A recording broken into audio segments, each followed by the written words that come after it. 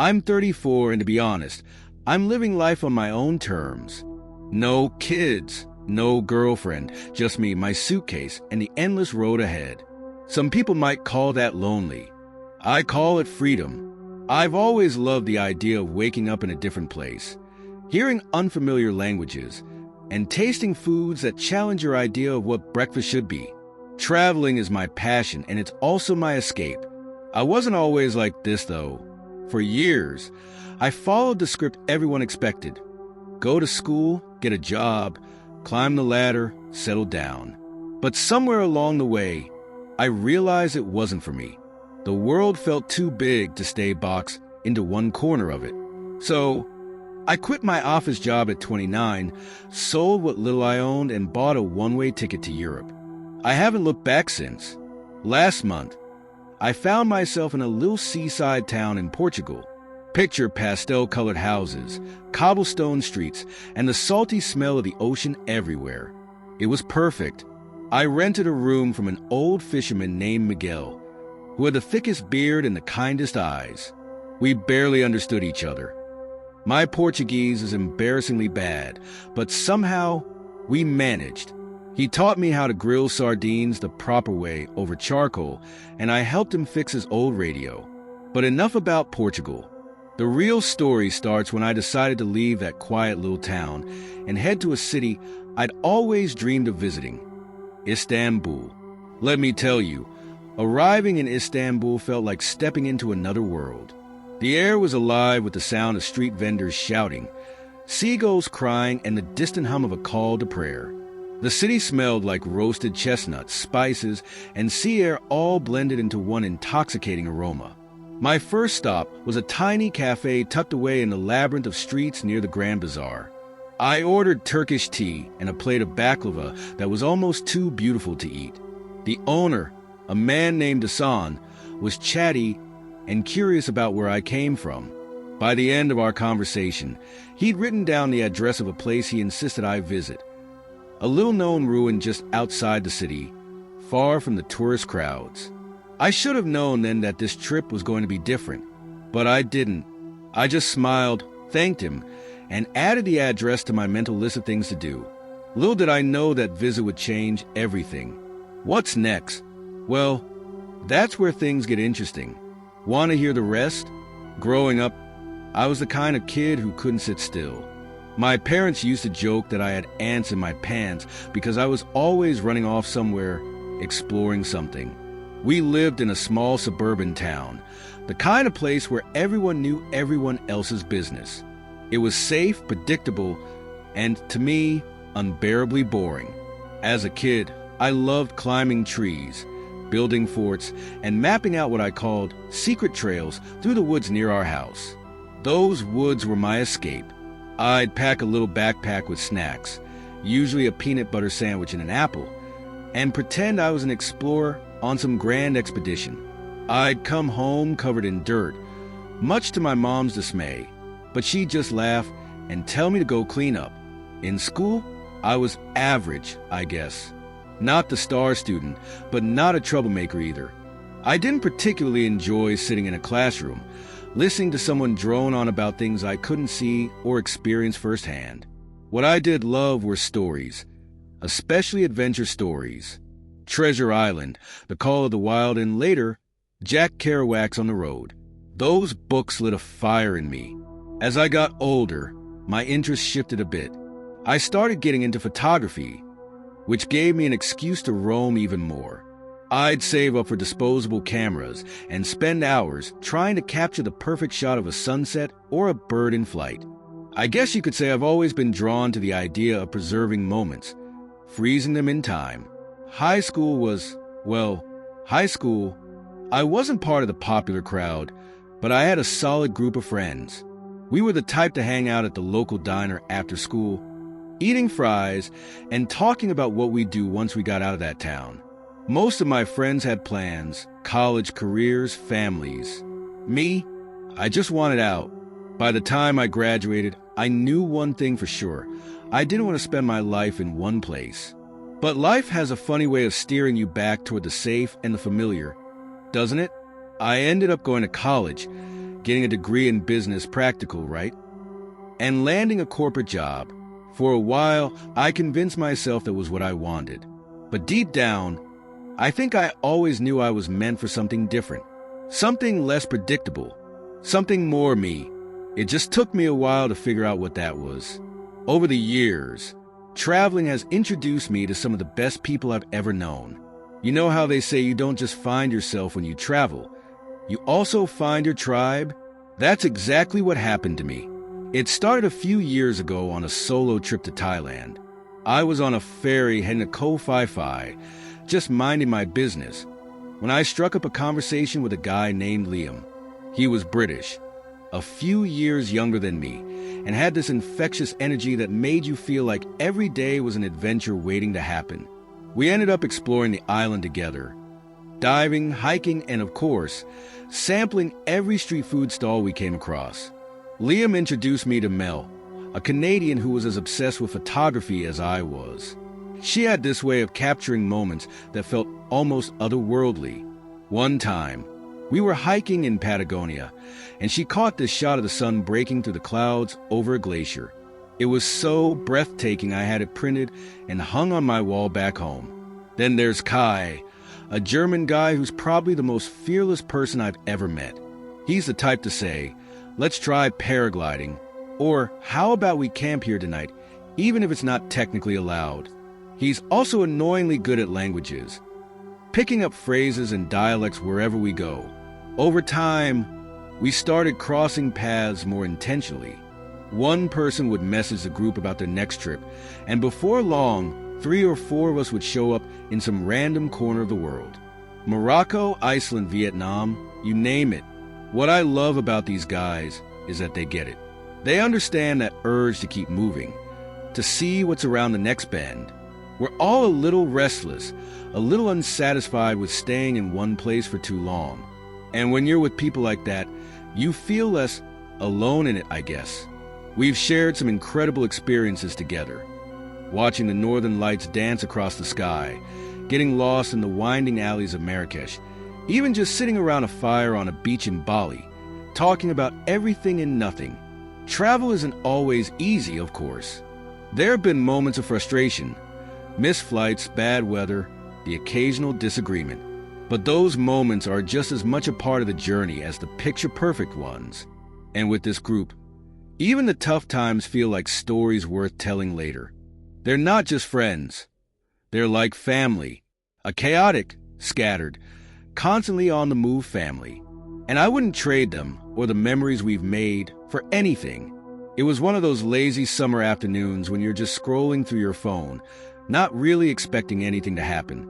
I just finished a jog and was sitting on the balcony with a cold drink when an ad popped up. Win the adventure of a lifetime. Exclusive trip to a desert island for 5. Normally, I just swipe past something like that. Scams and gimmicks, right? But the image caught me. A pristine beach, turquoise water, and a hammock swaying between 2 palm trees. It looked like something straight out of a dream. For once, I thought, why not, and bought a few tickets. A couple of days later, I got an email with "Congratulations" in the subject line. Honestly, I thought it was junk mail at first, but as I read through it, my jaw dropped. I had actually won.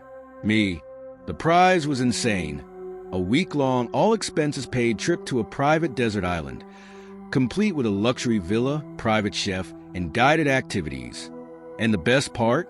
I could bring 4 friends. I immediately thought of the gang. I called Liam first. He's always up for an adventure. "A desert island," he said, laughing. "What is this, Survivor?" "Better," I told him. "No competition. Just us living it up." Mel was next. "Are you serious?" she asked, already planning the shot she could get. "Do you even know how rare it is to visit an untouched island? Rare enough to brag about forever," I replied. Kai's response was classic him. "When do we leave? And how much danger are we allowed to get into?" There was one more spot left, and we decided to bring Amara, a friend Liam had introduced us to on a trip to Mexico. She was funny, bold, and could hold her own in any situation. A perfect fit for our little group. The next couple of weeks flew by in a blur of planning and excitement. We coordinated flights to the main port city, packed our essentials, and stocked up on gear for snorkeling, hiking, and exploring. When we finally arrived, we were greeted by the trip organizers, a friendly couple who handed us detailed maps and gave us a rundown of the week. The journey to the island was unforgettable. We boarded a sleek yacht that sped across the open sea, the water so clear we could see schools of fish darting below us. And then we saw it, our island, a perfect slice of paradise, straight out of every traveler's fantasy. White sand stretched endlessly. Palm trees swayed gently in the breeze, and the villa, a stunning structure with open-air designs and ocean views from every angle, sat nestled just behind the tree line. As soon as we stepped ashore, I knew we were in for something unforgettable. "All right," I said, grinning at my friends, "this is going to be the best week of our lives." Little did I know, that was just the beginning. The first day on the island was everything we had hoped for and more. We spent the morning unpacking and exploring the villa, which was every bit as luxurious as promised. The ocean breeze rolled through the open walls, carrying the scent of salt and freedom. By midday, we were already out in the shallow waters, fishing nets in hand. Kai and Liam took charge of catching shrimp and crayfish, while Mel and Amara tried their hand at spear fishing. We laughed so hard when Kai nearly fell face first into the water, trying to grab a crab that darted between his feet. By sunset, we had a feast laid out on the villa's patio. Freshly grilled shrimp, lobster tails, and crispy fish, all served with coconut water we had cracked open ourselves. The sky exploded into a masterpiece of oranges and purples, and for a while, it felt like nothing else in the world existed. "This," Amara said, raising her coconut shell in a toast, "is exactly why we travel. To find magic like this." "Here, here," we all chimed in, clinking shells. As the sun dipped below the horizon, we lit a small fire on the beach, the crackling flames casting flickering shadows on the sand. We swapped stories, played music from a portable speaker, and marveled at the stars. So many stars it felt like the universe was leaning down to meet us. But then, as the fire began to die down, something shattered the perfect calm. It was a scream, a long, piercing scream that seemed to come from deep within the jungle. A human scream. We all froze. Mel's coconut shell slipped from her hand and hit the sand with a dull thud. "What the hell was that?" she whispered. "No one's supposed to be here, right?" Liam asked, his voice tight. I stood up, trying to peer into the darkness beyond the tree line. "No one," I said, though my confidence was waning. The island was supposed to be completely private. Just us and the villa staff who dropped by in the mornings to clean and stock supplies. "Maybe someone else snuck onto the island," Kai offered, though even he didn't sound convinced. "It could have been an animal," Amara suggested, though her face betrayed her unease. "A bird or something?" "It didn't sound like an animal," I said quietly. We sat there for a moment, the silence pressing in around us. The jungle, which had been alive with the chirps and rustles of insects moments ago, was now unervingly quiet. "We're fine," I finally said, forcing a smile. "Let's just get some sleep. It's probably nothing." Reluctantly, we put out the fire and headed inside. But as we locked the villa doors and settled into our rooms, the scream lingered in my mind, echoing in the corners of my thoughts. And as I lay there in the dark, staring at the ceiling, I couldn't shake the feeling that we weren't as alone as we thought. The night passed fitfully. Every creak of the wooden beams or rustle of leaves outside sent a jolt through my chest. I kept telling myself it was just the wind, just the natural sounds of the island, but I barely slept. When morning finally came, the golden sunlight streaming through the windows felt like a lifeline pulling me back to reality. As we gathered in the kitchen, it was clear I wasn't the only one who had a rough night. Mel was unusually quiet, stirring her coffee without taking a sip. Kai kept glancing toward the jungle through the open window, his jaw tight. "You all heard it, right?" Amara asked, breaking the silence. We nodded. I mean, it was probably just someone messing with us, Liam said, trying to sound casual but failing miserably. Maybe the staff pulled a prank or something. No one's here this early, Mel replied, her voice barely above a whisper. They don't show up until noon. All right, I said, clapping my hands to break the tension. Let's not let one weird night ruin this trip. We came here to have fun, and that's exactly what we're going to do. Everyone nodded reluctantly, and we decided to spend the day exploring the beach on the other side of the island. Armed with snorkels, towels, and a picnic basket, we set out. The beach was breathtaking. A stretch of white sand bordered by towering cliffs and turquoise waves that crashed against the rocks in rhythmic bursts. For a while, the strange events of the night before faded into the background. We spent hours snorkeling among coral reefs, marveling at the vibrant fish darting through the underwater forest. We laughed as Liam and Kai attempted to build the world's tallest sandcastle, only for it to collapse under its own weight. But as the afternoon wore on, the jungle loomed ever-present in the background, its shadows stretching further as the sun dipped lower in the sky. I couldn't help but feel like the dense greenery was watching us, hiding secrets just out of reach. When we returned to the villa, the air felt heavier, like the island itself was holding its breath. Dinner that night was quieter than the night before. Everyone seemed lost in their own thoughts, eating mechanically without the usual jokes and banter. It wasn't until the first scream pierced the night again that the fragile calm shattered. This time, it was closer. Hell no, Liam said, standing up abruptly. I'm not sitting around this time. Let's go see what's out there. What? No, Mel exclaimed, grabbing his arm. Are you insane? We don't even know what it is. That's exactly why we need to find out. Liam argued, his voice rising. Enough, I snapped, standing up and facing them.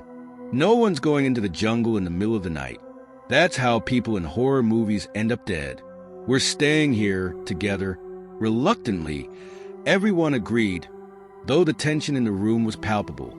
We locked all the doors and windows, pulling the heavy curtains closed. As the hours dragged on, the screams continued, intermittent, haunting, and unrelenting. They seemed to circle the villa, growing louder and more frantic, like whatever was out there was searching for something or someone. I sat on the couch with a flashlight clutched in my hand, my heart pounding with each cry that echoed through the night. And deep down, I couldn't help but wonder if we had made a mistake coming here, because whatever was on this island, it wasn't just the idyllic paradise we had signed up for. Something else was here, and it was watching us. By the time the first light of dawn peeked over the horizon, the villa was eerily silent. The screams had stopped hours ago, but the oppressive tension remained, weighing down on all of us. We emerged from our makeshift barricade in the living room, faces pale and drawn. None of us had slept. Did anyone else notice how close it got? Amara asked, her voice shaking as she poured herself a cup of coffee with trembling hands. Too close, Kai muttered, rubbing his temples. It was like circling us. We need answers, Liam said firmly, pacing back and forth. There's no way this is some random animal. It sounded human. It's probably better to stay put, Mel said, casting a worried glance at the jungle. We don't know what's out there, and going off on some wild goose chase doesn't feel like the safest option. We can't just sit here waiting for whatever it is to come knocking on our door, Liam countered. The debate raged on, the group splitting between those who wanted to investigate and those who preferred to play it safe. Eventually, a compromise was reached. We'd stick together and cautiously explore the jungle around the villa during the day, while remaining vigilant for any signs of danger. We packed supplies, water bottles, flashlights, and a couple of sturdy sticks, and ventured out into the dense greenery. The jungle was a labyrinth of twisting vines, towering trees, and shadows that seemed to stretch endlessly. At first, everything was still. Only the occasional chirp of a bird or rustle of leaves broke the silence. But as we pushed deeper, an unsettling feeling settled over me. That's when we found it. A clearing in the jungle, littered with strange artifacts, a circle of charred stones, crude carvings on the bark of surrounding trees, and piles of bones that didn't look like they belonged to any animal we recognized. "What is this?" Mel whispered, her voice barely audible. "A ritual site?" Kai suggested, though he didn't sound convinced. Before we could examine it further, a low growl rumbled from the shadows. "Did you hear that?" Amara whispered, her eyes wide with fear. We froze, every instinct screaming at us to run, but the sound came again, closer this time. "Back to the villa. Now," I ordered, my voice low but firm. We moved as quickly as we could, hearts pounding as the growling grew louder. It wasn't until we broke through the tree line and saw the villa that I finally let myself exhale. But as we approached, something felt off. The front door was ajar, swinging slightly in the breeze. "I thought we locked everything," Liam said, his voice shaking. "We did," Mel replied, her face pale. Cautiously, we stepped inside. The living room was in disarray, furniture overturned, papers scattered across the floor, and on the wall, written in what looked like ash, was a single word: leave. "What the hell is going on?" Amara whispered, her voice barely above a tremble. None of us had an answer, but one thing was clear. Whatever was happening on this island, it wasn't done with us yet. The weight of the message scrawled on the wall pressed down on all of us. "Leave." It wasn't just a warning. It felt like a command. "This isn't just random," I said, breaking the silence. "Someone or something knows we're here and wants us gone. But how did they get in without us hearing?" Kai asked, scanning the room nervously. "We were awake all night. It doesn't matter how," Mel snapped, her voice edged with panic. "What matters is that they did." Amara approached the wall cautiously, her flashlight illuminating the crude lettering. She reached out as if to touch it, but stopped short. "It's warm," she said, her voice trembling. Like it was just written. I felt a chill run down my spine. Whoever or whatever had done this couldn't be far. "We can't stay here," I said, my voice steady despite the growing dread in my chest. "If they got in once, they can do it again. But where would we go?" Mel asked, her eyes darting around the room as if expecting something to leap out at us. "There's the beach," Liam suggested. "Open space. No jungle for anything to hide in. We could set up camp there until the boat comes back." It wasn't the most comforting plan, but it was the best we had. We gathered our belongings quickly, stuffing essentials into backpacks, and left the villa behind. The walk to the beach was tense. Every rustle of leaves or snap of a twig set our nerves on edge. The jungle, once a place of wonder and beauty, now felt alive with menace. When we finally emerged onto the shore, the open expanse of sand and water was a relief. The ocean stretched out before us, its rhythmic waves a stark contrast to the oppressive silence of the jungle. "This will do," I said, dropping my pack. "At least we can see anything coming." We worked together to set up a makeshift camp. Using driftwood and the tarp from one of our backpacks, we constructed a crude shelter. A fire was started, its flickering light offering some comfort as night fell. For a while, things seemed almost normal. We sat around the fire, talking in hushed tones and trying to make sense of what was happening. But as the night deepened, the uneasy feeling returned.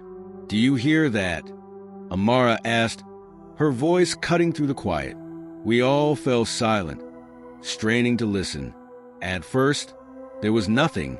Then, faintly, the sound reached us, a low, guttural hum, rising and falling in a haunting rhythm. "It's coming from the water," Kai said, his face pale. We turned toward the ocean, and that's when we saw it. Far out at sea, something was glowing beneath the surface. It pulsed with an eerie greenish light, casting an otherworldly glow on the waves. "What the hell is that?" Liam whispered, his voice barely audible. No one answered. We watched frozen, As the light grew brighter, closer, the hum grew louder, vibrating through the air and into our chests. And then, without warning, the light vanished. The silence that followed was deafening. We stared at the empty horizon, our breaths shallow, hearts racing. "Back to the fire," I said, my voice firm. "We stick together, no matter what." But as we turned to move, the sound returned, this time from behind us. In the jungle. We whipped around toward the jungle, our flashlights cutting through the darkness like fragile blades. The low hum we'd heard from the ocean was now echoing from the dense foliage behind us, growing louder, deeper. The firelight flickered and stretched toward the tree-line, casting shifting shadows that played tricks on our already panicked minds. "It's the same sound," Amara whispered, clutching her flashlight like a lifeline. "No way," Kai said, his voice wavering. "It was out at sea. How could it? Move closer?" Liam finished grimly. Something shifted in the shadows, a flicker of movement just beyond the reach of the firelight. I stepped forward instinctively, my heart pounding. "Who's there?" I shouted, my voice trembling despite my effort to sound firm. Silence. Then came a laugh, a sharp, brittle sound that sent a chill through my veins. It wasn't a human laugh. It was too high, too shrill, and echoed unnaturally in the still air. "Back to the fire," I said again, my voice low but urgent.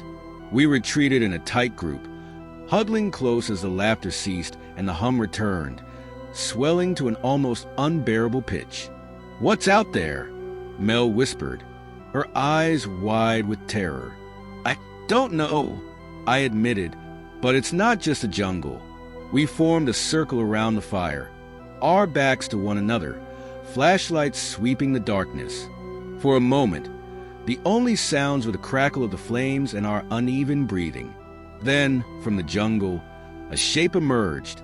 It was tall, humanoid, but its proportions were wrong. The limbs were too long, the head tilted at an unnatural angle. Its skin shimmered faintly, as though it were covered in scales or reflective material. Its eyes, if they were eyes, glowed with the same eerie green light we'd seen in the ocean. "Oh my God!" Kai breathed. The figure stepped closer, its movements jerky and unnatural, as though it wasn't used to walking on land. The hum grew louder, and with each step it took, the ground beneath us seemed to vibrate. "Stay back," Liam shouted, brandishing a stick from the fire. The figure stopped, tilting its head as though studying us. Then it spoke. The voice was a hollow, layered sound, like 100 whispers overlapping. "You shouldn't be here. We didn't mean to intrude," Amara called out, her voice trembling. "We won this trip. We thought the island was uninhabited." The figure's head tilted further, almost upside down. It was, "Until you came. What do you want from us?" I asked, my throat dry. "Leave," it said, the word dragging out in an echo. "Before you awaken more." The air seemed to thicken around us, the fire dimming as though the shadows themselves were swallowing the light. The figure turned, walking back into the jungle with an unsettling grace. As it disappeared, the hum faded, leaving us in an oppressive silence. What just happened?" Mel whispered, her voice breaking. "We're leaving," I said, my voice firm. "At first light. We pack up and we go. Whatever's here. It doesn't want us to stay." No one argued. The fire burned low as we sat huddled together, too afraid to sleep, listening to the jungle come alive with sounds we couldn't explain. The attack happened so fast that none of us had time to react. One moment Liam was leaning against a tree, trying to shake off the tension, and the next, a furious monkey had launched itself out of the jungle, claws and teeth bared like a creature possessed. "Liam!" Amara screamed as the small creature latched onto him, clawing at his face and tearing at his clothes with an aggression that didn't match its size. "Get it off me!" Liam yelled, struggling to pry the monkey off his neck. It screeched a sharp, guttural sound that sent shivers down my spine, its tiny but strong hands pulling at his hair and biting at his arms with sharp teeth. Blood splattered onto the ground as its claws dug into his skin. "Hold still," Kai shouted, grabbing a nearby stick and swinging at the monkey, but it was moving too fast, scrambling over Liam like a blur of fur and rage. I darted forward, adrenaline surging through me, and yanked the monkey's tail with all my strength. It turned on me, its eyes wide and wild, its teeth bared in a snarl.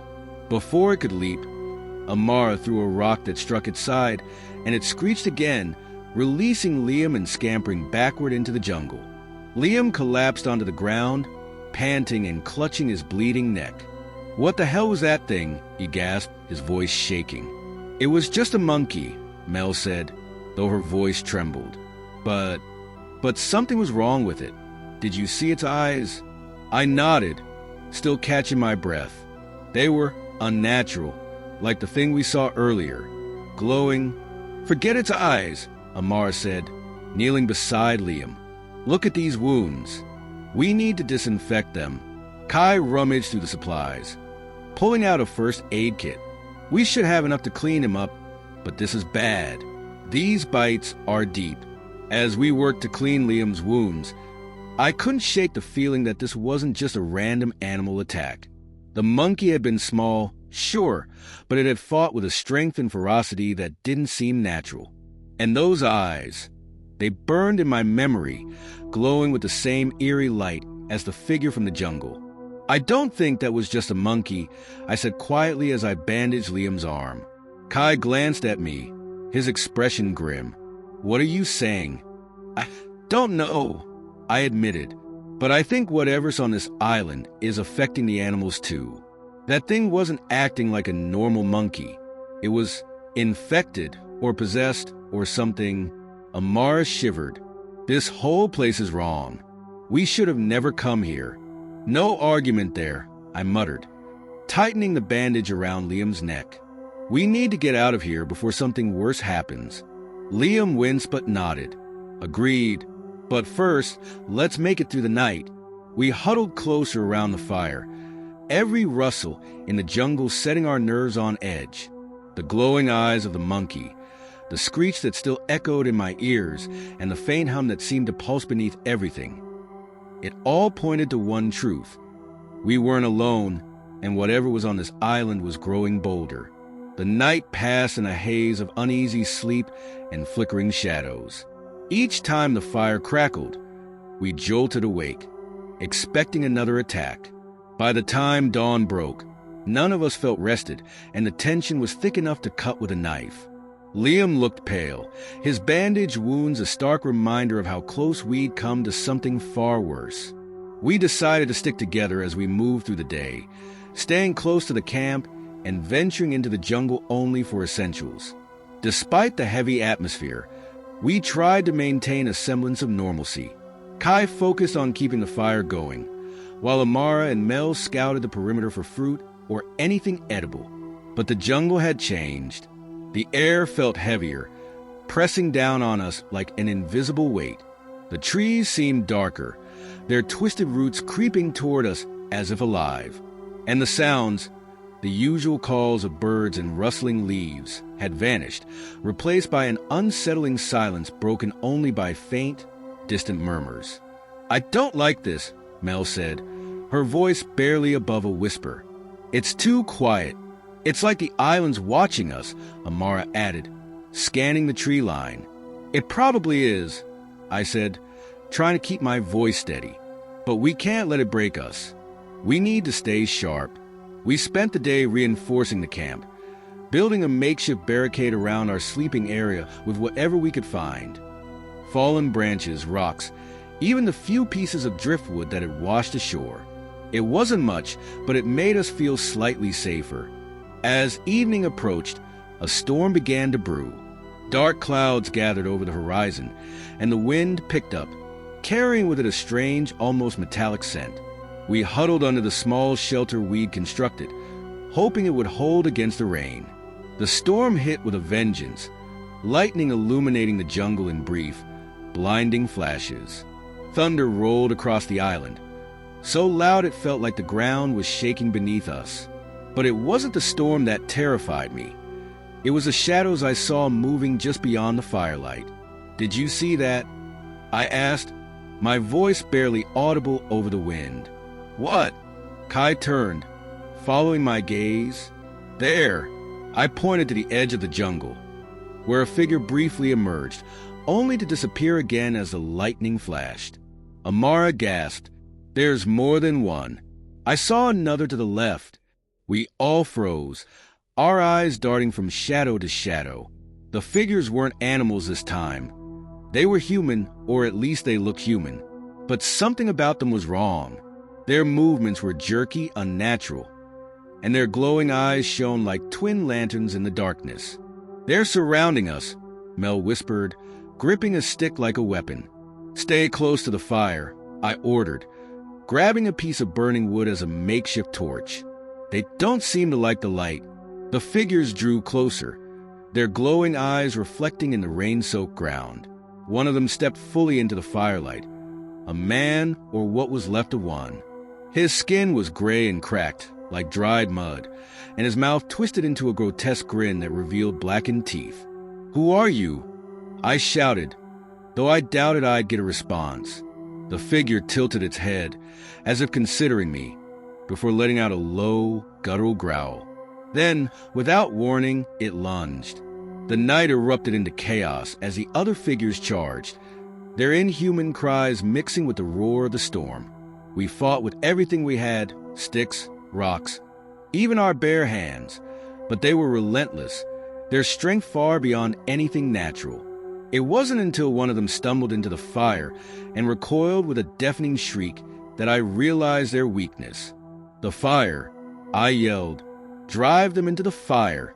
We fought desperately, using the flames as our weapon.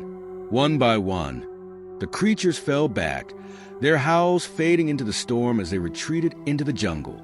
When the last of them disappeared, we collapsed around the dying fire, bruised, bloodied, and utterly drained. What the hell were those things? Kai panted, his hands trembling. "I don't know," I admitted, staring into the embers. "But I think this island is cursed." None of us argued. The storm raged on, but the true storm was within us, a growing realization that this was no paradise. It was a trap, and we were its prey. The storm finally subsided as dawn broke, but the air still carried the weight of what we'd witnessed. We sat in silence, each of us lost in our thoughts, staring at the smoldering remains of the fire. Liam broke the quiet first, his voice hoarse and low. "We can't stay here," he said, clutching his injured arm. "We need to find a way off this island." "I agree," Amara said, her eyes scanning the jungle as if expecting the creatures to reappear at any moment. "But how? We don't have a boat, and the radio's useless." Kai frowned, his usually calm demeanor cracking. "We're stuck unless someone comes looking for us. And even then, they might not make it in time." "We can't just wait around," I said, standing up and pacing. "We need a plan. Maybe there's something on the island, an old boat, supplies, anything. This place used to be inhabited, right? There could be remnants of their civilization." "Civilization?" Mel scoffed. "Did you see those things last night? Whatever was here isn't human anymore." Her words hung heavy in the air. She was right, of course, but sitting around wasn't an option. "We'll split into pairs," I decided. "Two of us stay at the camp to keep the fire going and watch for trouble. The other two will explore. We'll switch off every few hours." After some debate, we paired up. Amara and I would explore first, while Mel and Kai stayed behind to guard the camp and look after Liam. We armed ourselves with makeshift weapons, a sharpened stick for me, and a rusted machete we'd found in the tools left at the camp for Amara. The jungle was eerily quiet as we ventured deeper. The light barely pierced through the dense canopy, and every step felt like walking into the unknown. Amara and I didn't speak much. The tension in the air was too thick. Eventually, we stumbled upon something unexpected. Ruins. What is this? Amara whispered, her eyes wide as we approached what looked like the remnants of an old stone structure. It was overgrown with vines, but its shape was unmistakable, a temple of some kind. This must be where those things came from, I said, my voice barely audible. As we stepped closer, we noticed carvings on the stones. Images of figures worshipping something large and shadowy, with eyes that seemed to glow even in the faded etchings. "This isn't good," Amara muttered, tracing one of the carvings with her finger. "This place feels wrong." Before I could respond, a faint sound reached my ears, a low hum, almost like chanting. It seemed to be coming from inside the temple. "Do you hear that?" I asked, gripping my stick tighter. Amara nodded, her eyes narrowing. "It's coming from below." Against our better judgment, we followed the sound, stepping cautiously into the dark entrance of the temple. Inside, the air was thick and musty, and the faint light from outside barely reached us. We found a staircase leading down, and the chanting grew louder with every step. At the bottom, we found a chamber lit by faintly glowing stones embedded in the walls. In the center of the room was a stone altar, and around it stood more of those creatures, their heads bowed as they chanted in a guttural, inhuman language. Amara grabbed my arm, her grip trembling.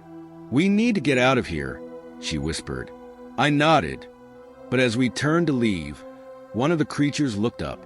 Its glowing eyes locked onto ours, and it let out a deafening screech. The others turned, their chants turning to growls, and suddenly, they were coming for us. "Run!" I shouted, grabbing Amara's hand and pulling her up the stairs. We bolted through the jungle, the creature's screeches echoing behind us. When we finally reached the camp, we were breathless and shaking. "They're coming!" Amara yelled, collapsing to her knees. The others scrambled to reinforce the barricade as the jungle came alive with the sound of approaching creatures. This time, there would be no waiting for dawn. We had to fight to survive. And as the fire blazed brighter, I couldn't help but wonder if we'd made a grave mistake coming to this island.